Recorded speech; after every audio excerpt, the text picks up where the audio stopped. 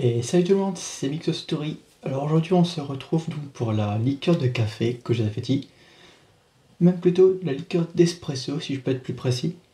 Car la liqueur d'espresso comparé aux liqueurs de café, c'est qu'il est plus concentré en café. Donc voici l'espresso que je vais utiliser. Il y a l'équivalent de 8 espresso à l'intérieur. Donc soit à peu près l'équivalent de 420 grammes plus ou moins.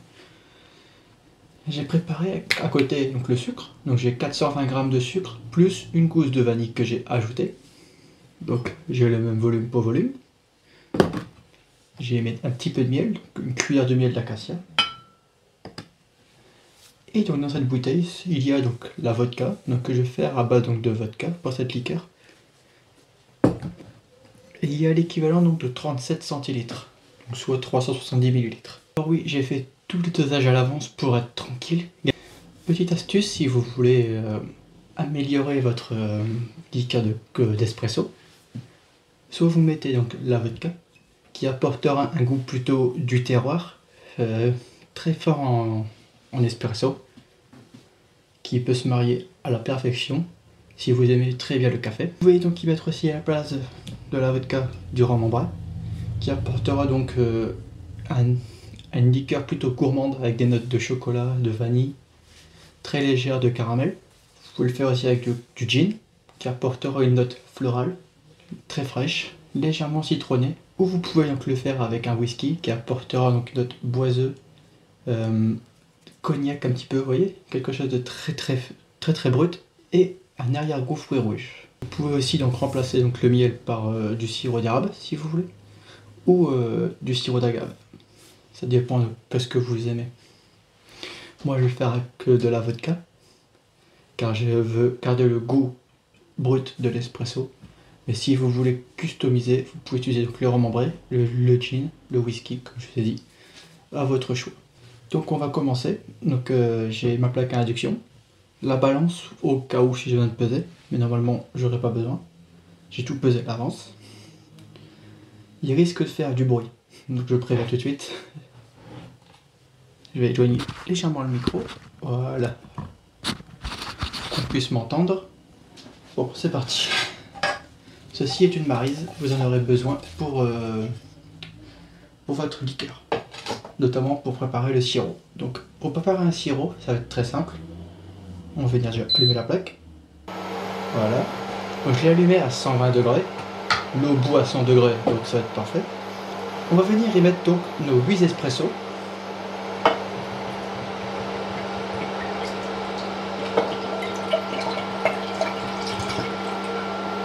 Voilà. On a nos 8 espressos à l'intérieur. Et on va y mettre donc notre sucre et notre vanille jusqu'à obtenir une ébullition.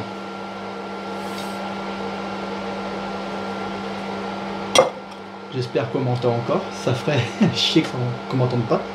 Et vous mélangez pour faire dissoudre le sucre.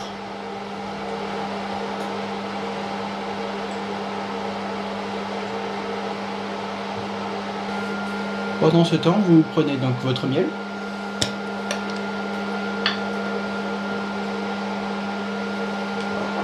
Et vous allez prendre donc une bonne cuillère de miel pour le mettre dans votre liqueur.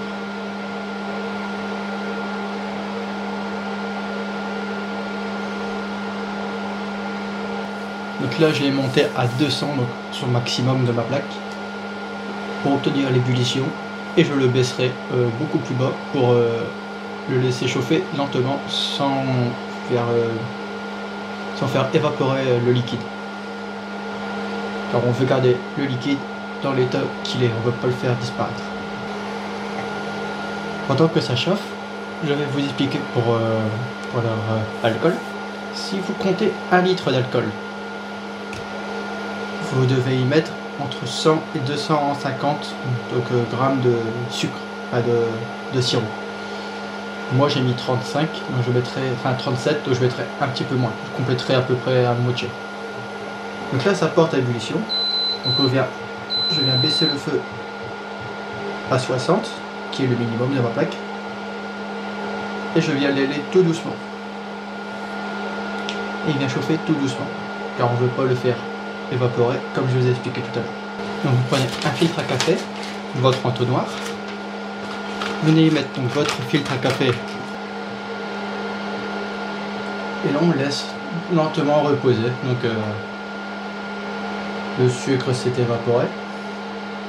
Ce qu'on va faire, c'est qu'on va éteindre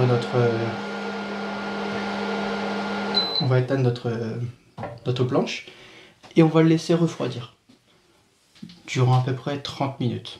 Donc on se retrouvera dans 30 minutes pour la passer au filtre. A tout de suite. Et donc nous voilà après 30 minutes de pause. Donc le sirop a bien refroidi. Donc maintenant on va le filtrer. Donc on va prendre notre maryse, on va la mettre à côté. Et tout notre café, on va venir le verser lentement dans le filtre à café, se trouvant juste à côté. Et là pareil, ça peut prendre un petit peu de temps, donc on reste calme et on le laisse aller tranquillement se filtrer. Ça devrait aller très vite parce que le seul truc qui doit filtrer, c'est le petit grain de vanille. Oui, parce que la vanille, je l'ai fendue en deux.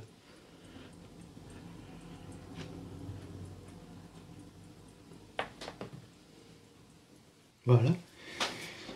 Le sirop étant passé, maintenant on va venir le transiter dans notre vodka.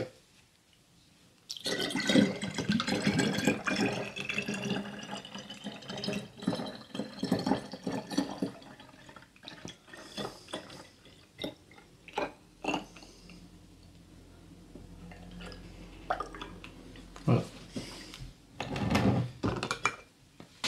Donc comme ça, moi, je repasse le restant de mon sirop dans ma petite bouteille.